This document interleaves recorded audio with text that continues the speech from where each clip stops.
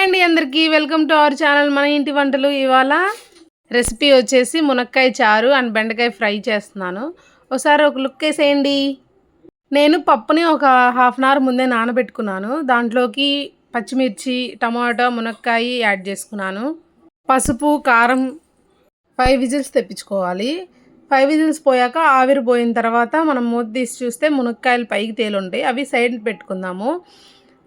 Star ఐటమే మునక్కాయ అయితే side పెట్టుకోవడం ఏంటంటే వాటితో పని లాస్ట్లో ఉందండి. ఇప్పుడు కానీ మనం పప్పుతో పాటు నెనిపితే పీసులుగా తగులుతూ ఉండిద్ది.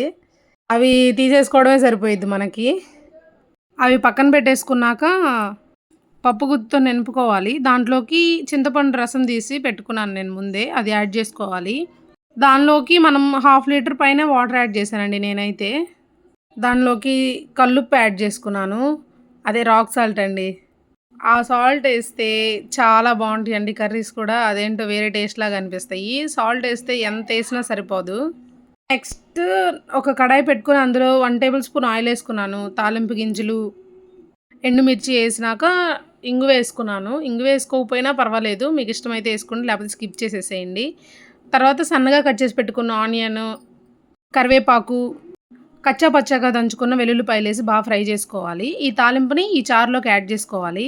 రెసిపీ అయిపోయింది అనుకుంటున్నారా? లేదు, ఇంకా పక్కన పెట్టేసాం కదండి, అవి యాడ్ చేసుకోవాలి.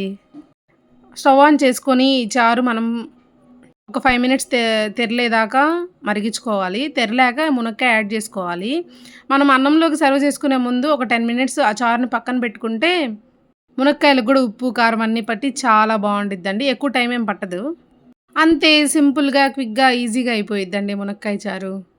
దీనిలోకి సైడ్ డిష్గా బెండకాయ ఫ్రై చేసుకుందాం అన్నాను కదా. ఇప్పుడు ఒక కడాయి పెట్టుకొని 3 టేబుల్ స్పూన్ ఆయిల్ వేసుకున్నాను. తాలింపు గింజలు, సన్నగా కట్ చేసి పెట్టుకున్న ఉల్లిపాయ, కరివేపాకు వేసి బాగా ఫ్రై అవ్వాలి. గోల్డెన్ బ్రౌన్ వచ్చాక చిన్న చిన్న ముక్కలుగా కట్ చేసి పెట్టుకున్న బెండకాయ యాడ్ చేసుకోవాలి. ముందే సాల్ట్ వేస్తే జిగురంతా వచ్చి ముక్కలన్నీ చిదురు అయిపోతాయండి.